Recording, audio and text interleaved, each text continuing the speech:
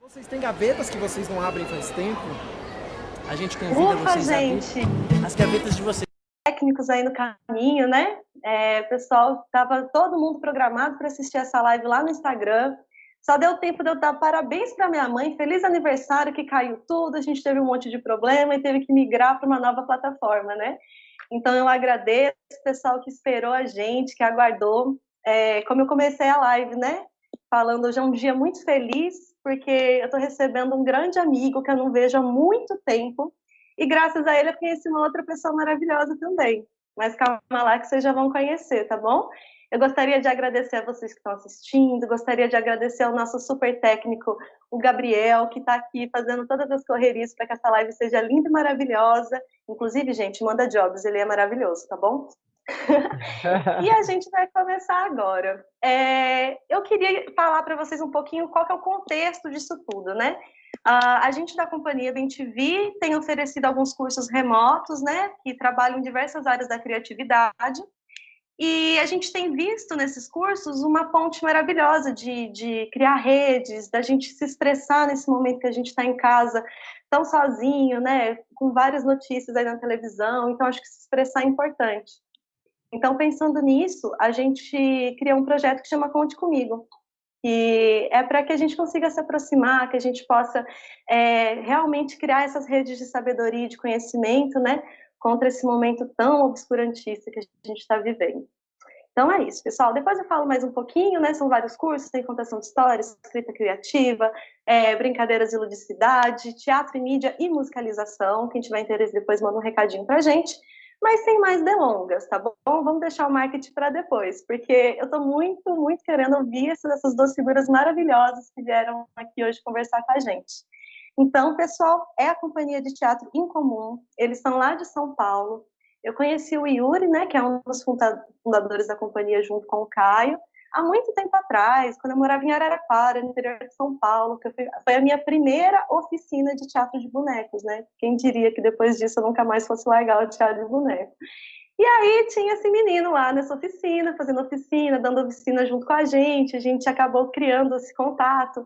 E eu estou muito feliz de ver os trabalhos que ele vem desenvolvendo, eu acho um profissional sensacional e vai poder agregar muito, tá bom? Então, para vocês conhecerem um pouquinho melhor o trabalho da Companhia de Teatro Incomum, que é formada pelo Caio e pelo Yuri, eu vou pedir para o Gabriel colocar um videozinho para a gente assistir sobre um trabalho deles que chama Histórias de Gaveta, tá bom? Aí, quando rolar...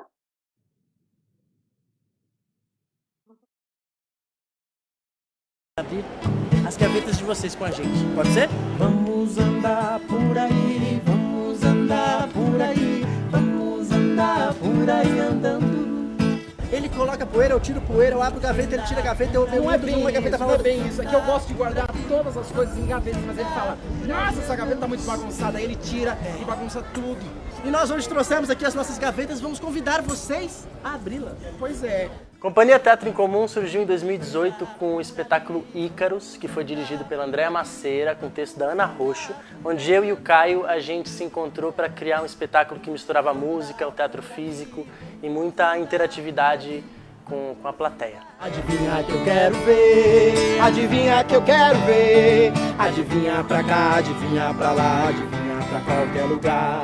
Atenção! O que é o que é?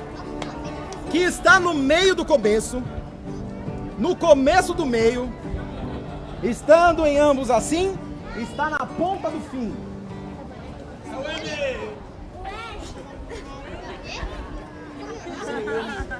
É o quê? A letra M.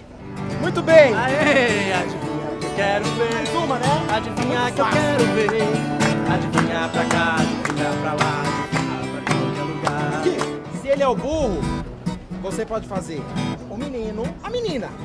E você pode fazer o velho, a velha. Mas não... Olha lá a interpretação! Meu Deus! Ai, Eu não sabia que tínhamos uma atriz profissional aqui. é isso mesmo, minha senhora, peraí. Um, dois, três. Lá vem o velho, o burro e a menina. A velha, o burro e a menina. Lá vem a velha, Segura! o burro e a menina.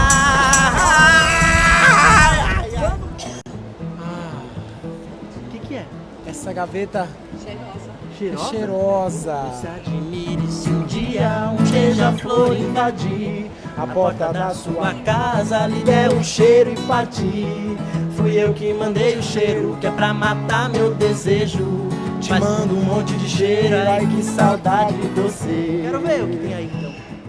A intervenção Histórias da Gaveta é uma intervenção que brinca com a história das gavetas que nós temos dentro da gente. E cada gaveta, a gente brinca que guarda um assunto. Então pode ser sentimentos, memórias, dores, projetos para o futuro. Então aqueles sentimentos, sensações, brincadeiras, lembranças, coisas que a gente vai fazer no futuro. Tudo isso a gente propõe que as pessoas abram junto com a gente e se divirtam. Além de falar de literatura, brinca com esse acesso de várias coisas, de vários sentimentos e assuntos que às vezes a gente não quer mexer, mas precisa desengavetar. Mané mandou, Maria Mateu, e Murilo mandou o meu martelo no meio amar. E quando eu canto esse tipo, a minha língua treme. Quem fizer outro coquinho é meu amarro e mando matar. Mané mandou, Maria Mateu, e Murilo mandou o meu martelo no meio amar. E quando eu canto esse tipo, a minha língua treme. Quem fizer outro coquinho é meu amarro e mando matar. Vai! Mulher maldosa, Madalena, macumbeba, maniçoba, manipeba, manguito, mero e mangá, melão maduro, morcego, mosquito e muro, mufino, medo e monturo, mamoeiro e miramar. Mané mandou, Maria Mateu, e Murilo mandou o meu martelo no meio amar. Quando eu canto esse corpo, a minha língua treme. Quem fizer outro pouquinho é meu amarro, mando matar. Olha o sapo dentro do saco. Olha o sapo dentro do saco. Gostei. O saco com o sapo dentro. O sapo com o sapo dentro. O sapo batendo papo. O sapo batendo papo. E o papo soltando vento. E o papo soltando vento. Olha o sapo dentro do saco, o saco com o sapo dentro, o sapo batendo papo e o papo soltando vento. Mana mandou, Maria Mateu, e Murilo mandou o meu martelo no meio amar. Quando eu cantei esse corpo, a minha língua treme. Quem fizer outro pouquinho é meu amarro, vai terminar. Maria Mateu, e Murilo mandou o meu martelo no meio amar. Quando eu cantei esse corpo, a minha língua treme. Quem fizer outro pouquinho é meu amarro, mando matar. Tava chegando no Sesc, me deparo com uma intervenção incrível, figurino demais, as ideias super verdadeiras e reais para ir pro mundo da fantasia, bem legal. Parabéns para todo mundo. Mulher maldosa, Madalena, macumbeba, maniçoba, manipeba, manguito, mero e mangá, melão maduro, morcego, mosquito e muro, mufino, medo e monturo, mamoeiro e miramar. Maria Mateu, e Murilo mandou o meu martelo no meio amar. Quando eu cantei esse tipo, a minha língua treme. Quem fizer outro pouquinho, meu amarro e mando matar.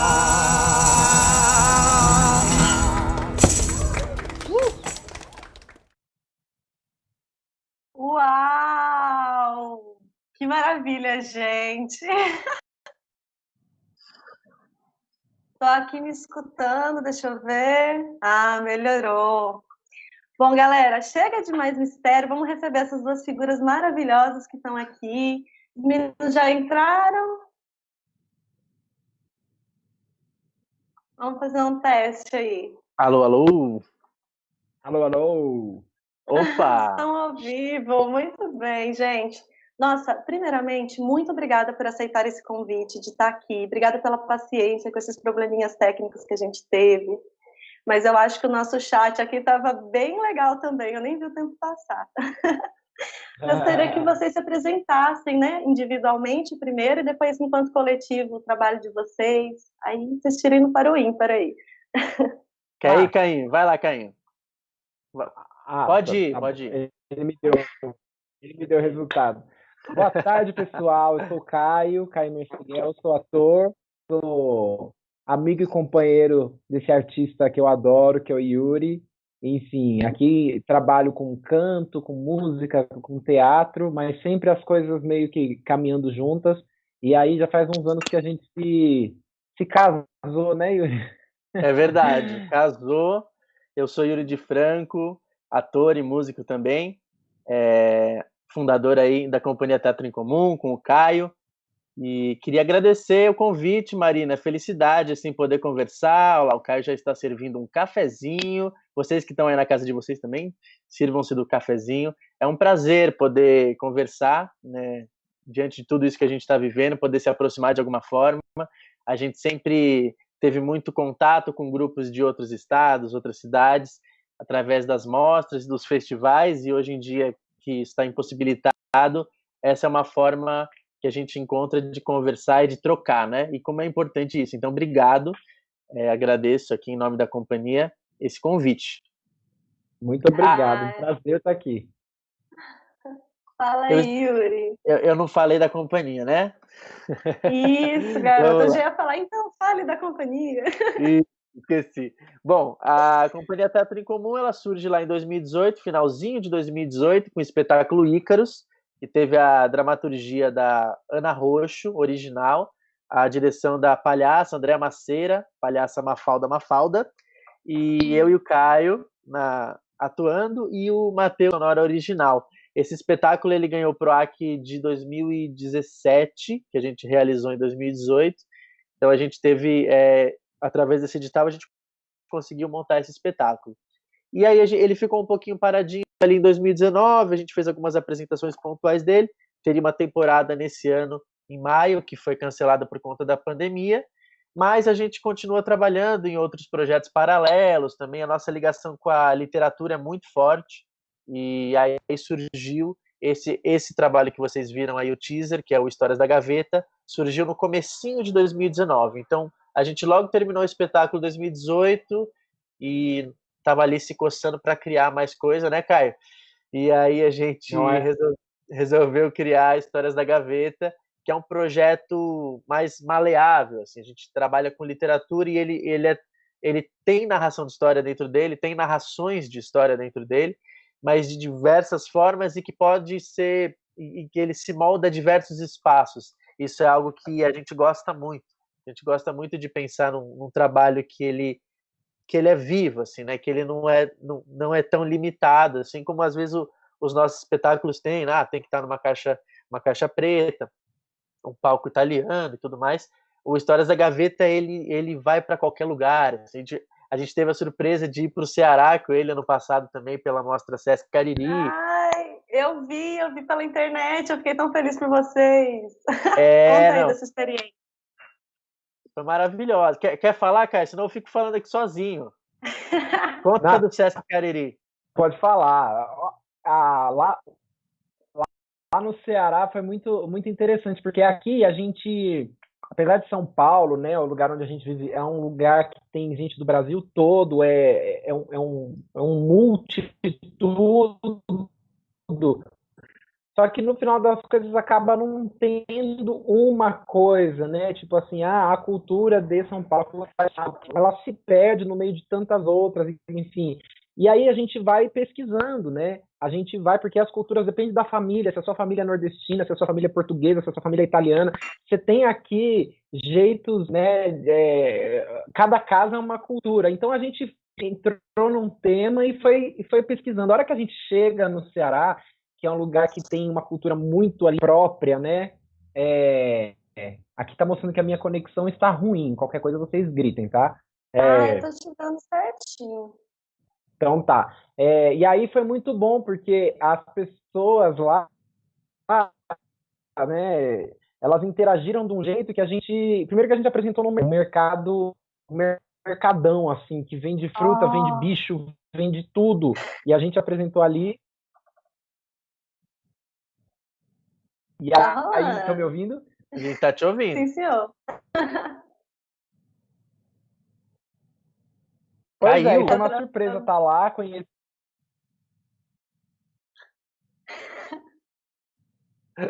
Agora ele vai contar por gestos sobre os bichos que ele encontrou na feira. Mas enfim, aí foi uma surpresa, um calor do Ceará, né? Uma coisa de louco.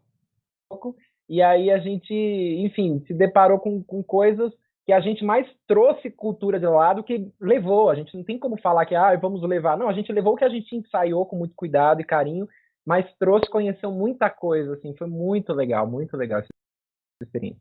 E eu acho que esse trabalho, Histórias da Gaveta, a gente gosta de trabalhar na companhia, é de sempre dar muita abertura mesmo para o que a plateia vai nos dizer também, né? Eu acho que o ouvir é muito importante também. E foi isso que o Caio falou, a gente chegou lá e assim, todas as pessoas são narradoras de história. Eu acho que isso também acontece dentro da cidade de São Paulo, né? Também somos narradores. Eu acho que a gente às vezes esquece um pouco algumas tradições, que são tradições e a nossa cultura. Às vezes a gente se afasta quando acaba entrando num cenário muito urbano, fica muitas referências, né? E quando a gente foi para o Ceará, a gente ouvia, a gente ficava encantado com a quantidade de narradores que tinham ali. A gente estava dentro de um mercado municipal. E isso também é uma coisa muito interessante, né? Que a gente fala, o Histórias da Gaveta funciona em qualquer lugar, a gente pode ir para qualquer lugar. Então a gente abriu essa possibilidade. De repente colocaram a gente no mercado municipal. E aí a gente olhou e falou, será que vai dar certo isso? Né? E deu. Não tinha nem onde a gente se trocar, a gente se trocou na van, né? Ali com todo o cuidado do Sesc e tal, mas foi. Total. A gente se trocou na van e saiu. Tcharam! E foi assim. Saiu. Tá pronta, a magia tá pronta. E aí foi essa surpresa, né? De também falar, poxa, acho que realmente funciona, porque é estar aberto para receber. Se você estiver aberto para receber, naturalmente aquilo vai funcionar em qualquer lugar mesmo. Porque não depende do lugar, não depende, nesse caso, de algo técnico para que aconteça. Não, a gente depende do encontro. E o encontro, ele não exige técnica, ele exige ouvir, dizer e ouvir, né? Então, acho que isso foi uma surpresa muito grande para a gente lá no Cariri e a gente trouxe isso da bagagem dessa viagem, né, Caio? Ah, foi incrível, é isso aí. Nossa, e vocês disseram tantas coisas, assim, porque o que acontece, né? Eu ofereço aqui um curso de contação de história e é um curso meio grupo de pesquisa, meio grupo de encontro, meio que a gente come, a gente conversa e a gente pira aí sobre o que é ser um contador de história no mundo, né? E vocês levantaram vários pontos, assim, que é muito legal vocês falarem, porque são coisas que a gente debate em aula, né? É claro que a gente se prepara para apresentar alguma coisa, a gente não trabalha com estética do improviso, por exemplo, a gente se prepara para compartilhar, mas tem uma espontaneidade do contador aí que eu acho muito legal, que eu até gostaria de chamar como brincante, né? Essa figura que tá para jogo, assim, que nem vocês falaram. A gente saiu da van e estava para jogo, e estava ali permeado por aqueles contadores de história daqueles lugares, então por isso que eu acho que a técnica é importante, ela ajuda tudo, mas a gente tem que trabalhar a nossa intenção. Qual que é a nossa intenção nesse encontro? Qual que é a nossa intenção com o outro, né? Vocês falaram isso e eu queria até comentar, porque eu vejo do brincante no trabalho de vocês, nessa farra, um zoa o outro, e pega e faz gracinha. Eu tenho certeza que vocês ensaiaram, sim, sei lá, 70% do que vocês fazem ali, né? Quer falar, Caio? Eu posso falar. Cordialidade, falar, lembra? É assim, eu acho que o ensaio de um trabalho, desse tipo de trabalho, que é diferente de um ensaio para uma peça de teatro como o Ícaros, que é a peça nossa, por exemplo. Existe uma dramaturgia, existe um texto, existe uma luz, existe uma trilha sonora. Isso é uma coisa. Quando a gente vai fazer Histórias da Gaveta, é um trabalho que ele vai para a rua, ele vai para espaços diversos. Então, o ensaio de um trabalho desse é um ensaio de entender as intenções, como você disse. Então, qual que é o esqueleto do trabalho? Então, o que a gente precisa aqui? A gente tem essa história, por exemplo, vai abrir essa gaveta, essa história começa assim, vai passar por isso, vai chamar alguém da plateia, vai fazer e vai finalizar e a gente vai fechar a gaveta. Inclusive, para vocês entenderem, né? São várias gavetas que vão se abrindo e cada gaveta tem uma ou até mais coisas dentro para a gente fazer. E a gente meio que decide isso com o público. Então, já o público é convidado a abrir uma gaveta com a gente. Então, qual gaveta você quer abrir? Ah, eu quero aquela. E naquela, quando abre eu e Caio, a gente já sabe para onde a gente tem que ir. Mas o que vai acontecer com o que a gente vai fazer é inusitado, é daquele momento, é daquele espaço, é daquele dia, né? Que isso também tem no teatro, mas num trabalho desse, isso tá tem mais espaço para ser preenchido, eu acho.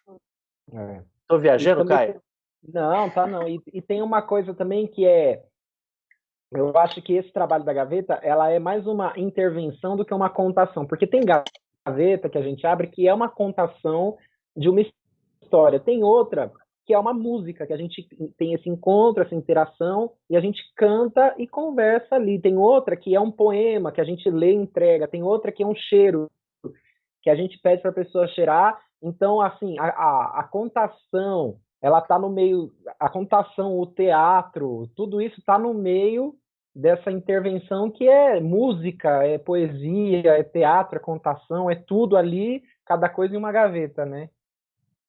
Eu acho que assim, eu pelo menos parto do princípio que todos nós somos narradores, todos nós somos contadores de histórias. A gente conta o tempo inteiro na nossa vida história. Você conta o que aconteceu no seu dia, você está contando uma história. Então todo mundo sabe, todo mundo é contador de história. Agora, trabalhar a contação de história, trabalhar a narração de história de forma artística, e aí, claro, você tem técnica, você pode ter escolhas. Eu diria mais do que técnica, você tem escolhas. E eu acho que a escolha, ela se fortalece quando você entende onde que você está sendo você. Então, eu acho que quando você entende como que é o seu jeito de contar história, você encontra um caminho. E eu acho que é um pouco isso que a gente fez no História da Gaveta. Qual que é o jeito meu e do Caio de fazer esse trabalho? E por isso que é um pouco natural pra gente, a gente brinca bastante entre nós mesmo. Então é um pouco do que a gente é num trabalho artístico. E por isso que ele é sincero, né? Ele não tem essa distância com o público, ele é muito próximo. Né? Acho que é um pouco por aí. Nossa, total. E é tão bom fazer esses intercâmbios, né, da gente debater esses assuntos, porque eu vejo que eu não tô pirando, assim, porque eu fico aqui pensando, bolando exercício, falando com as meninas, né? Por exemplo, a primeira aula, assim, que eu vou pedir para elas narrarem alguma coisa para mim, lerem um texto, né? Aí a pessoa já era uma vez, não sei o que. Eu falei, não, para. Como é que foi seu aniversário de 5 anos atrás? Aí a pessoa, quê? Eu falei, não, conta aí como é que foi seu aniversário. E teve uma que eu nunca esqueci, que a menina falou assim, não teve nada, mas eu comi macarrão com brócolis. Eu gosto de macarrão com brócolis.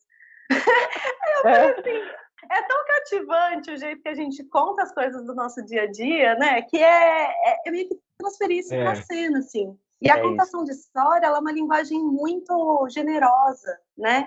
Que eu acho que aí já emenda um pouco num dos tópicos que eu coloquei aqui para a gente conversar. Porque a gente tem uma formação muito parecida. Eu sou do interior de São Paulo, né? Tanto que eu tenho um espetáculo que é a Linguaruda, as histórias da Linguaruda, que é meio que o encontro dessas referências que eu tenho em São Paulo, eu usei na construção desse espetáculo. Só que quando eu cheguei em Minas, né, que eu estou morando aqui já faz uns 5 anos e pouco, eu vi que as pessoas aqui são diferentes na forma de contar. Existem outras possibilidades de contar, né? Aqui em Minas a gente tem muito essa figura do tropeiro, que é um viajante, contador de causo. A gente ainda tem essa tradição de avós que narram para os netos, daquele homem que vai no boteco e conta aquela história engraçada para todo mundo e fica um monte de gente em volta. E ainda é uma crise existencial. Eu falei assim, será que eu tô contando a história errado? E aí eu falei, poxa, né, não sei. E aí comecei a pesquisar, assim, aí cheguei numa conclusão. Eu li alguns artigos, algumas coisas que falavam sobre isso, eu cheguei a uma conclusão, assim, que primeiro, contação de história não tem certo e não tem errado, né? É uma coisa que eu gosto muito de pensar. A gente tem que... Eu sou taurina, né, gente? Então, as minhas analogias são todas com comida. Mas é como a gente fazer um rango, assim. A gente vê o tanto que a gente põe de uma coisa, o tanto que a gente põe de outra, né? Mas aí teve essa distinção. Não, eu falo de comida toda aula, sério. Os meninos não aguentam mais. Gosto de comer, o que eu posso fazer? Mas aí eu fiquei pirando nisso, assim, que existe o narrador profissional, que é essa figura, né, que eu acho que a gente se encaixa um pouco, que a gente mistura outras linguagens, que a gente traz algumas técnicas de outras expressões e tudo, e tem o narrador tradicional, né, que é o vozinho, que é a avó, que é aquela pessoa que tem aquilo no cotidiano dela, né, a gente discute muito isso, assim. Aí eu queria saber o que vocês pensam a respeito dessas minhas piras. Estou viajando demais? Eu acho que essa história do não tem certo e errado, eu acho que é um caminho muito saudável quando a gente fala de arte, assim, né? Porque eu também dou aula de teatro, e aí alguns alunos ficam... aula de improviso, né? Que uma indicação vai lá improvisar. Aí eles falam, não sei. Aí eu falo, não sabe o quê? Eu não sei se eu vou fazer certo. Eu falei, o que é o certo? Né? O que é... Por exemplo, na matemática, 2 mais 2 é 4. Agora, uma risada. Dá a sua risada, eu vou dar a minha. Vão ter milhões de risadas diferentes. Não existe uma risada certa. Risada é risada. E aí, então, eu fico pensando que essa reflexão do certo e errado, quando a gente se liberta disso, a gente flui, né? Eu acho que não é uma pira não. É uma pira boa. Eu penso da mesma forma também. Eu acho que assim, imagina quantas pessoas existem no mundo, né? 7 bilhões de pessoas. Existem 7 bilhões de maneiras, então, de serem contadas uma mesma história. Se a gente partir desse princípio, a gente já vai, sabe, já tira esse peso das costas do que é o certo, de qual que é a forma, né? E eu sinto, assim, olhando esse cenário das histórias, dos narradores de histórias, eu sinto que às vezes muitas pessoas que estão começando acabam repetindo um jeito de contar, uma forma que às vezes é um caminho, alguém que você gosta, você geralmente imita, você vai um pouco naquela linha, mas eu acho que o caminho é tentar isso que você falou, volta para conta como foi o seu aniversário, conta o que aconteceu no seu dia, se ouve contando isso, como que é o seu jeito? O que que te chama a atenção em você? Claro que quando a gente vai para um artístico, a gente pode aumentar algumas coisas. Ah, então eu tenho isso. Então, se eu aumentar isso, vai ficar interessante. E melhor coisa, testar, fazer, contar. E aí você vai vendo como que as pessoas vão reagindo, e aí você vai trabalhando, lapidando. Isso a gente faz muito, né? Eu e o Caio... Pro certo e pro errado, a gente tá se jogando, né? Porque a gente brinca que a gente faz muita DR, eu e o Caio. Isso é muito bom para o processo artístico, porque o processo artístico que cada um vai lá, faz, e vai cada um para um lado, não fala sobre, não discute, não argumenta, e a gente é muito diferente, isso é muito bom, porque às vezes ele pensa uma coisa, eu penso outra, e aí a gente sempre resolve assim, vamos para a cena, vamos ver o que acontece na cena, vamos confiar no que o público vai dizer para a gente, né? Nessa nossa conversa. E a cena, ela dá uma resposta que aí geralmente a gente concorda na cena, mais do que na cabeça, né? Então, fazer é o que eu diria, faça e veja o que acontece. Nossa, eu queria que você tivesse me dito isso uns 3 anos atrás. Eu queria Porque, ter gente, me dito isso há uns 3 anos atrás, talvez. Nossa, processo criativo para mim, agora eu estou desenvolvendo uma metodologia de criação própria, assim, que vocês também contemplaram muito na fala de vocês, que é essa questão da escolha. Entender os caminhos e fazer escolhas, né? Mas antes de eu organizar essa ideia na minha cabeça, a gente era um caos, a cada semana eu queria pegar uma ideia nova, jogar em cima e não funcionava. A Linguaruda mesmo, eu demorei 2 anos para estrear, porque eu nunca achava que estava pronto, nunca estava pronto, nunca estava pronto. Aí a hora que eu coloquei em cena, que teve plateia, que teve tudo, eu falei, não vai estar pronto nunca. Entendeu? Vai dar pronto, sei lá quando, assim, porque a gente apresentou uma vez num shopping, era completamente diferente. A gente apresentou num festival itinerante que era super natureza, era outra vibe. Eu falei, não vai ter uma coisa fechada que falar, agora é isso, eu vou reproduzir isso pro resto da vida. Até porque a arte ela não é tão tecnicista a ponto desse Fordismo, né, de sempre ser a mesma coisa, assim, a gente reproduzir a mesma coisa e tal. E a gente não faz pintura de quadro que você fez, você tá ali, ele vai embora. Não, nossa arte ela é móvel, ela tá em movimento, ela tá com a gente, ela tá respirando junto com a gente. Então não adianta a gente achar que chegamos num lugar. A gente pode ter chegado num esqueleto ali, num lugar que a gente fala, pô, aqui tá, a gente vai seguir isso e tá legal. Mas o que vai ser, cada dia vai ser um dia, né? É verdade. Uma coisa que eu acho também que no processo criativo, que nessa sua fala me fez pensar, que às vezes a gente cai um pouco, eu pelo menos fico muito atento a todas as discussões sociais, das minorias e tal. Aí chega uma hora que a gente fala assim, mas será que a gente pode falar tal coisa? Será que a gente... Aí quando entra no certo e errado, no pode e não pode, eu também fico um pouco assim, será que é o pode e não pode mesmo que a gente tem que se guiar? Ou é aquilo, você reflete sobre isso e depois você pode fazer o que você quiser, mas você vai se sentir bem depois de ter feito essa reflexão sobre esse assunto, ter chegado a algumas conclusões e insistir numa ideia, né? Então, assim, pode fazer uma coisa horrível se você quiser, né? Mas, assim, reflete sobre, abre o seu ouvido para as discussões, para quem sabe o que está falando, você absorve e aí você é livre, né? Porque a arte, ela é livre.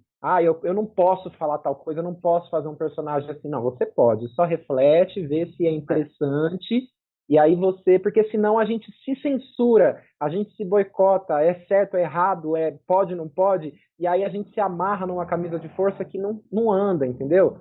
É importante a gente ouvir, pensar, sentir o coração e depois tomar suas decisões, livremente, né? Sim. E se entender como um sujeito em processo, assim, né? Porque a gente tem tanto medo de errar, e o medo de errar é uma coisa que consome o artista, né? Assim, eu vejo muito por mim mesma, sabe? E aí eu também cheguei a uma conclusão sobre isso. Erre. Se você tanto fugir de errar, a vida inteira você vai estar errando da mesma forma. Erra, sabe? A gente às vezes pode entrar em alguma discussão que a gente se posiciona do modo, depois se arrependeu, a gente pode voltar atrás, sabe? A gente pode pedir desculpa, a gente pode rever posturas, a gente está em processo de formação e é importante a gente se expressar em relação a essas coisas, né? Para que a gente realmente consiga ser um coletivo mesmo, que dialoga sobre as questões, né? Gente, eu tô a louca dos livros. Deixa eu mostrar para vocês. A Daia ficou rindo aqui da minha cara, porque eu quis colocar os livros que eu comprei. Mas comprei uns livros maravilhosos, ó. Ideias para adiar o fim do mundo, aquelas propaganda, não tô brincando. Mas é que ele fala, né, que o Ailton Krenak, ele é um antropólogo, ele é líder indígena, e ele fala que adiar o fim do mundo é sempre ter uma história nova para contar. E aí eu acho isso tão doido, assim, sabe? Vou expor. Gabriel escreveu que o livro é maravilhoso, é maravilhoso mesmo. Apareceu aqui para mim. E eu tenho pensado muito nisso, assim, como que é importante se contar histórias no dia de hoje, principalmente, né? Ainda mais agora que a gente está tendo tantas relações virtuais, assim, o que esse contador de história pode representar como um corpo coletivo, como uma memória coletiva? Esses livros têm me feito pensar muito nisso, sabe? Isso é muito legal. E eu tenho um grupo que eu tô fazendo um estudo e aí a gente fala muito sobre isso. Que histórias que a gente vai contar depois disso tudo, né? Quais são essas narrativas que vão surgir desse momento também? A gente ficar atento a isso, né? E dessas crianças, né? Que a gente trabalha muito com crianças. E essas crianças, o que elas vão contar? O que elas estão contando do que elas estão vivendo? Então é tão importante o narrar. A narração é tão importante e ela é tão importante para a gente se manter vivo, de narrar e ouvir. Então eu acho que o exercício primeiro da narração é o ouvir. É se ouvir o outro e aí sim você narrar, né? Verdade. E eu acho que falando em ouvir, pode falar, pode concluir. Não, eu ia emendar. Já vou pegar o dedo. Eu ia emendar com uma coisa a gente vai falar da mesma coisa, talvez, ou não? Não sei. Eu ia falar da história dessa coisa minha e do Caio, que a gente fala das histórias, né? E tem um pouco a ver com isso. Que histórias contar? A gente estava, mês passado, a gente estava numa discussão sobre isso. Uma história que a gente contou 2 vezes, as 2 numa live, e a gente estava... por que a gente conta essa história? A gente deve contar essa história? E aí a gente ficou muito pensando e refletindo por que a gente conta algumas histórias, né? E aí isso me ampliou para todas as histórias que eu conto na minha vida. Por que eu conto essas histórias, né? E muitas fazem sentido. Essa, de fato, eu não sei responder. E no caso, talvez a gente chegou à conclusão que talvez ela não precise estar mais, a gente não precisa contar ela. Porque talvez ela... Né, depois de colocar ela no mundo, depois de testá-la com o público, a gente chega à conclusão que não fez sentido, e tudo bem. Mas mesmo, também a gente pondera que a gente contou essa história através de uma live, que não é a mesma coisa, a gente pode até testar ela mais uma vez. Mas o mais importante disso é de que a gente entender que tem horas que você pode... Ok, não, fiz... Desistir sem que a desistência seja um fracasso, né? A desistência pode representar um sucesso aí, ó. Tô desistindo dessa ideia e... Não foi pra frente, não funcionou. E aí você pode ver outra pessoa contando a mesma história e funcionar completamente. E ser maravilhosa com a outra pessoa contando. Então tem um pouco disso que a gente estava falando. Eu quis fazer o gancho desse momento que aconteceu com a gente, que eu acho que é tão legal isso. Por que a gente conta as histórias que a gente conta? Que é a questão da intenção, né? Que Marina falou, né? A intenção está muito ligada ao porquê. Por quê? Qual que é a marquinha que eu quero deixar, né? Tô jogando semente do quê? Vai dar flor, vai dar fruta, vai dar legume, vai dar o quê, né? Exatamente. Tá vendo? Olha a comida aí de novo. Olha lá. Eu queria aproveitar aproveitar o gancho para que vocês apresentem para a gente o trabalho de vocês do podcast Histórias do Mundo, que foi até o título dessa live, né? Que eu achei muito legal o trabalho de vocês. Contem tudo.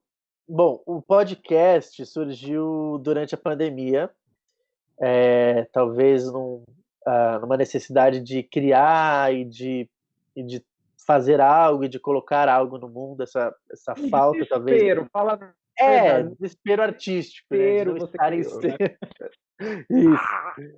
E aí, na verdade, eu comecei a desenvolver o trabalho sozinho, ainda o Caio não conseguiu gravar comigo porque tem questões técnicas e a gente não, de fato, estamos fazendo isolamento bem isolado.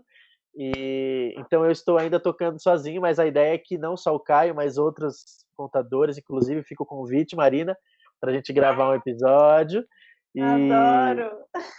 E surgiu muito da minha paixão pelos livros, os livros ilustrados. Né? Livro ilustrado é um gênero da literatura infantil, que é onde texto, imagem e objeto, design do livro, eles têm o mesmo peso, né, para a narrativa. Então se tirar um deles, você perde a história.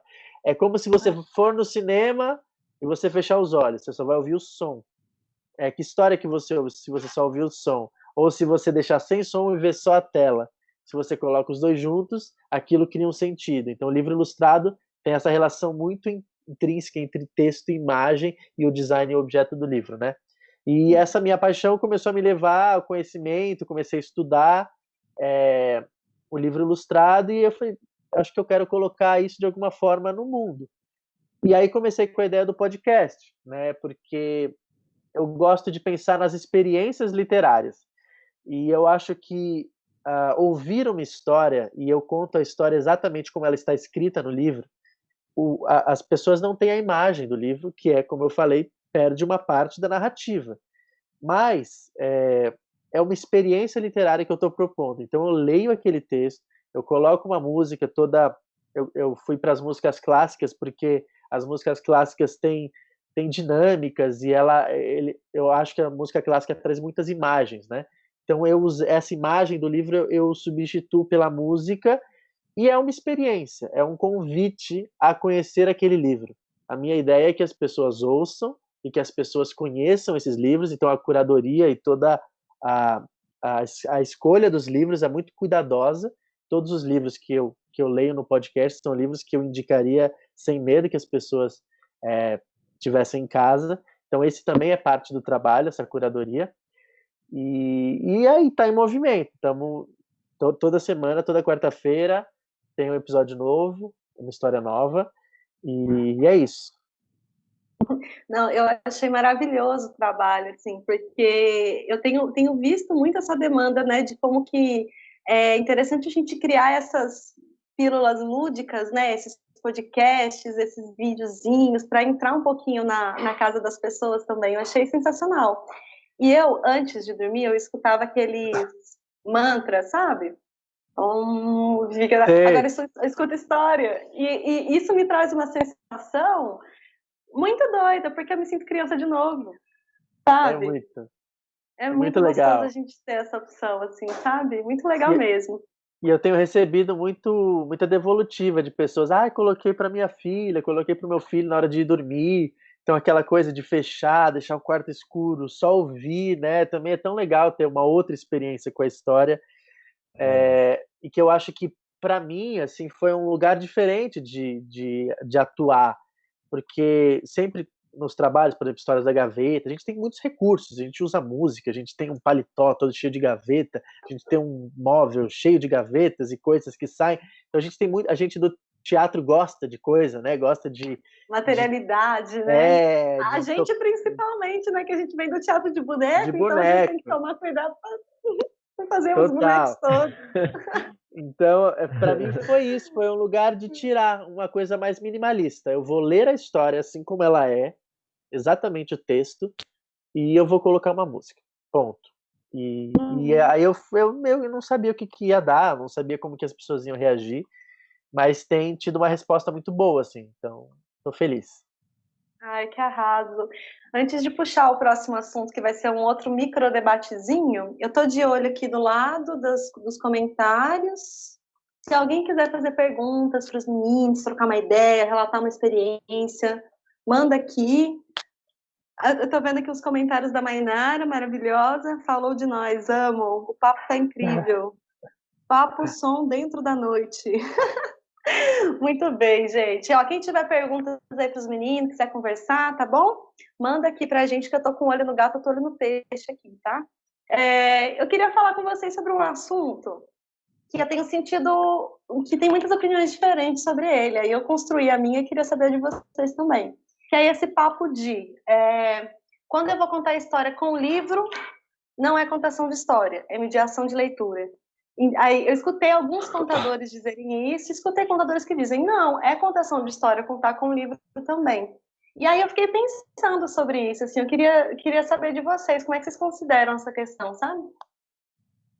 Eu, tecnicamente, não sei o que define uma mediação de leitura, se é somente ler, aí eu preciso realmente entender, né? Se é só ler em voz alta e, né, dando nuances, porque quando a gente tá, eu pelo menos que vim do teatro, às vezes eu tenho que me segurar, porque às vezes eu falo pro Yuri, esses personagens, quem somos nós?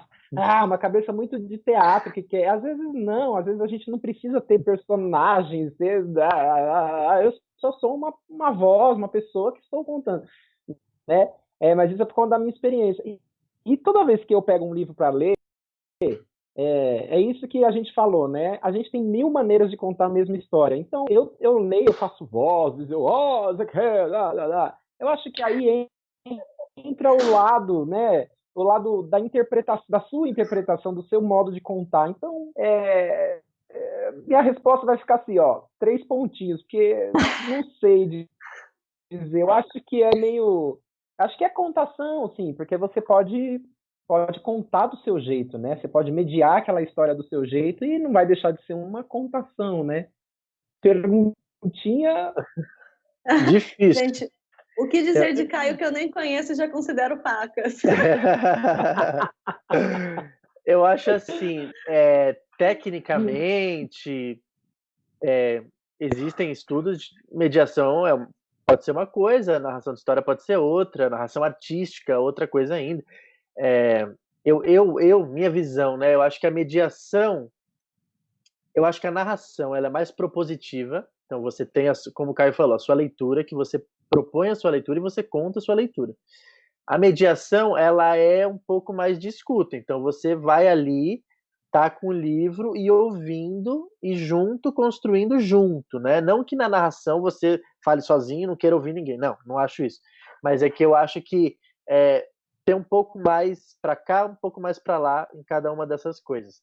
O que eu acho que tem muito é de as pessoas quererem colocar em caixinhas as pessoas. Então, essa pessoa, a Marina, ela é mediadora ou a Marina é narradora. Escolhe, Marina, o que você quer ser.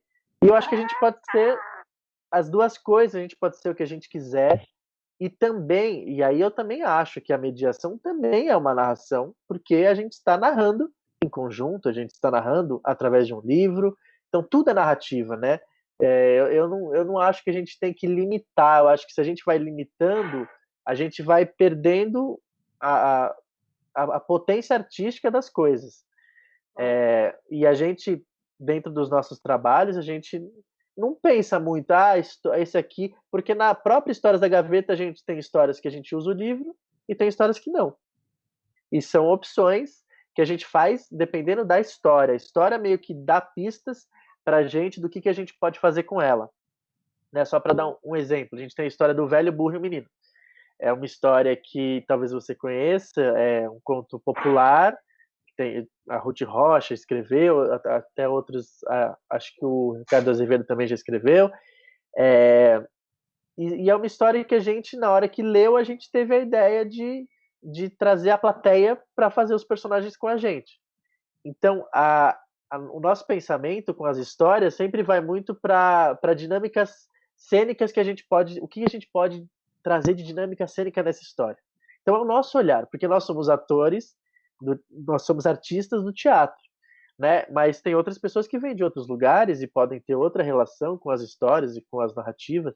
Então, acho que o problema é limitar, o problema é querer colocar em caixinha, dizer isso é isso, aquilo, aquilo. Eu acho que dentro da academia, dentro dos estudos, é super legal, você vai teorizando as coisas e tal, mas na hora de fazer, eu acho que cada um vai descobrir o seu jeito de fazer e pode ser que misture uma coisa na outra e depois a teoria vai atrás para entender o que essa pessoa fez.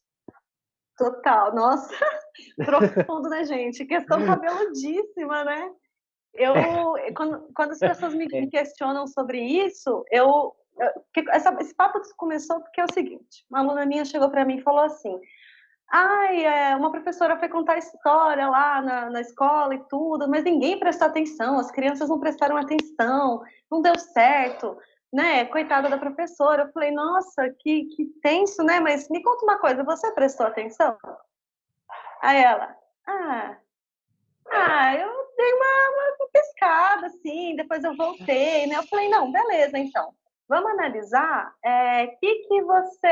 como é que foi a experiência, né, da leitura. Aí ela falou assim, a professora catou o livro e fez assim, era uma vez, não sei o quê, não sei o quê, não sei o quê, não sei o quê, sabe? Aí eu falei assim, não tem olhar, né, com a pessoa, porque eu acho que contar história é você olhar para quem você está contando história, sabe? É você criar uma relação. Então, acho que, tipo assim, o que eu aconselho nesse sentido é não criar um muro na sua frente, né? Porque às vezes por timidez a gente se esconde atrás do livro, mas o livro também pode ser uma ferramenta. Tem livros que têm ilustrações belíssimas que você pode mostrar, você pode manipular o livro de um jeito interessante, sei lá, fazer o livro vir voando, sabe? Não sei, brincar mesmo. Eu acho que tudo pode ser potência, né? A gente só tem que se jogar. Eu acho que tem uma regra que eu acho que ajuda a gente a nortear, que é se apaixone pelaquela história que você está contando. Se você não estiver apaixonado por aquela história, conte outra, porque naturalmente não vai dar certo. Se você não tem interesse, a criança, o adulto que estiver assistindo, percebe que você não tem interesse por aquilo que você está fazendo, você não gosta. Então, assim, goste muito daquilo que você está fazendo, naquela história que você está contando, e vai dar certo. Verdade. Aí, pessoal, tá vendo o conselho? Quando eu era pequeno, eu lembro que a professora lia livros na escola, lá na frente da sala, e a minha vontade, eu tenho memórias muito antigas, assim, memórias afetivas, e a minha vontade era passar a mão no livro, porque a professora lidava tão bem com aquele negócio que eu ficava, eu só queria fazer assim, ó, sabe, sentir o livro, a mesma coisa que ela estava sentindo, e isso era legal, porque ela tinha esse encantamento, aquela coisa bem professora de contar e não sei o que, mostrava, a página brilhava, eu fazia uau, quando eu conseguia colocar a mão era meio frustrante, porque era só um papel, acho que ficava mais legal quando ficava... Então, o conselho é não deixe as crianças tocarem, né? Deixa só na imaginação. Opa, não pega não. Mas isso é muito isso, é o encantamento. Ela era professora, ela era apaixonada por ser professora. E é isso que te encantou. Isso cria uma memória afetiva em você, que você lembra. Quantos anos você tinha? Nossa. Então, veja ótima, o quanto que realmente marca quando a gente é apaixonado pelo que a gente faz, né?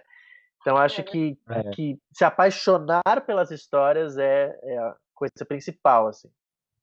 Verdade, gente. Bom, maravilhoso o nosso papo. Eu tô me divertindo muito. Gente, vocês são maravilhosos. Muito obrigada de novo. Eu vou ver aqui se tem alguma questão. Acho que não temos questões. Acho que a gente pode caminhar aí para uma despedida, mas vamos finalizar com chave de ouro, o pessoal que está assistindo, porque no final do nosso papo a gente vai colocar uma história do podcast para escutar, tá bom? Que é o episódio 9. É isso? Isso. Uma história que chama A Raiva. Então, acabou o nosso papo, tem uma história aí pra gente escutar, tá bom? Então fica aí. Bom, gente, é isso. Lindo nosso papo, me acrescentou demais, assim mesmo. Vou ficar reverberando esse encontro ainda há muito tempo. Venham me visitar aqui em Ouro Preto, tá bom? Muito obrigada. Obrigado você, obrigado Yuri, porque na verdade eu preciso revelar uma coisa. Até engasguei. Preciso revelar uma coisa aqui.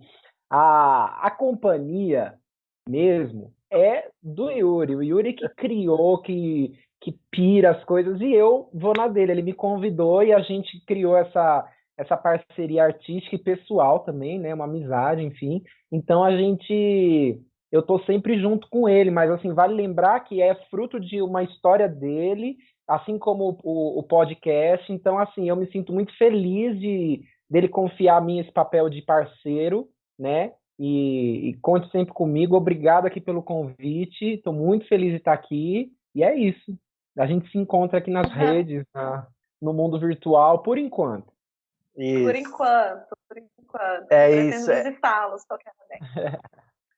Muito obrigado, Marina. Queria agradecer também, em nome da companhia. Como o Caio falou, eu fundei ali, mas eu penso muito os projetos, assim. Então, Histórias da Gaveta é um trabalho meu e do Caio, assim. Não é da companhia, não existe uma companhia, não existe um ser, uma companhia Existem pessoas, né? que rege, existem pessoas.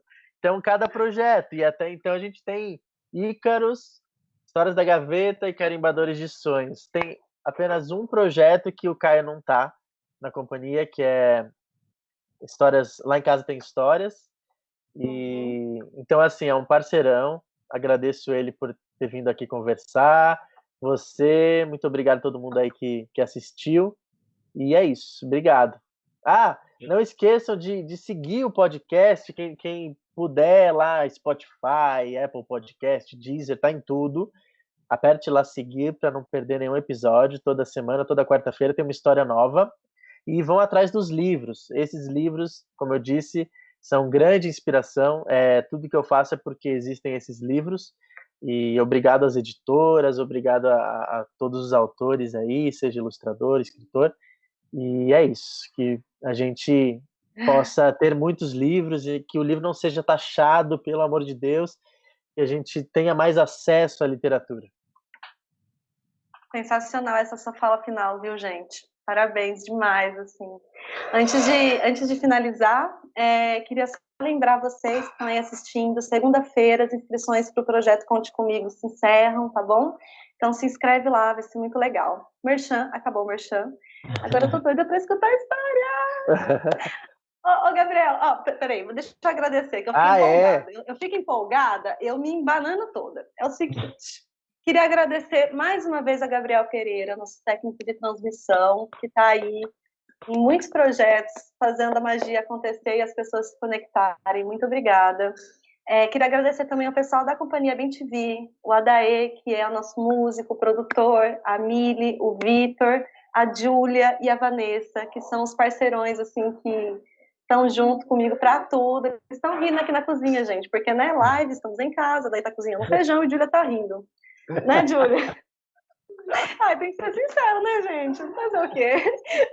Mas é isso. Um abraço. Gente, se eu pudesse abraçá-los, muito obrigado, viu? Muito obrigada mais uma vez. Vocês são maravilhosos. Obrigado. E agora a gente vai escutar o podcast. Obrigado, Gabriel.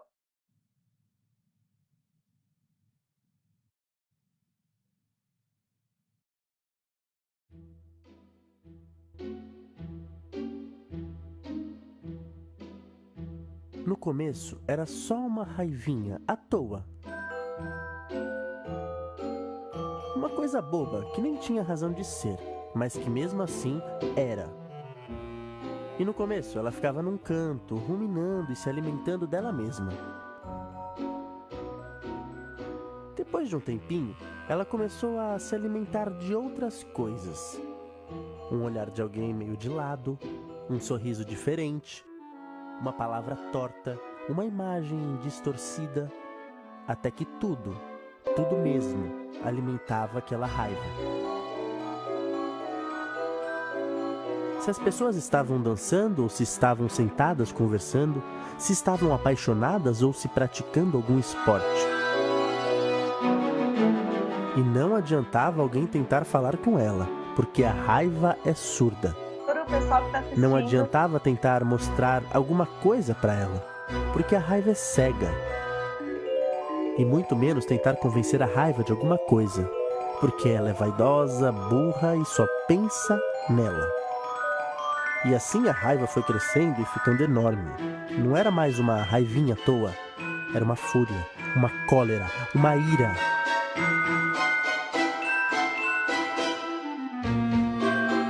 e era tão grande que não cabia mais nela mesma. Então ela...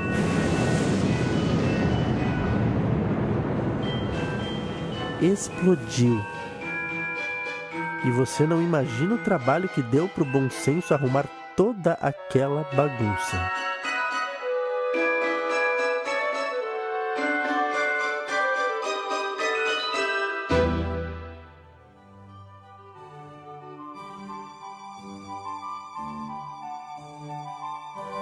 Essa foi a leitura do livro A Raiva, de Blandina Franco e José Carlos Lolo.